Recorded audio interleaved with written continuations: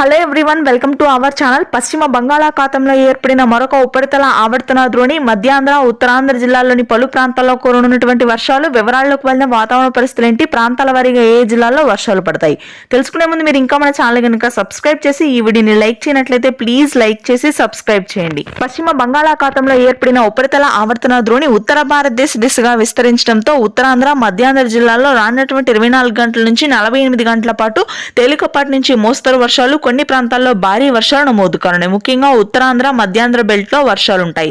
తెనాలి, రేపల్లె, చీరాల, వినుకొండ, విజయవాడ, ఏలూరు, నరసాపూర్, భీమవరం, రాజమండ్రి, సోమవరం, జగిత్యాల, కాకినాడ, జంగారెడ్డిగూడెం, అనకాపల్లి, తుని, విశాఖపట్నం, సింహాచలం, పార్వతీపురం, సాలూరు, అరకు, పాడేరు, లంబసింగి, ఇచ్చాపురం ప్రాంతాల్లో భారీ వర్షపాతం నమోదవుతుందని వాతావరణ కేంద్రం వెల్లడించింది.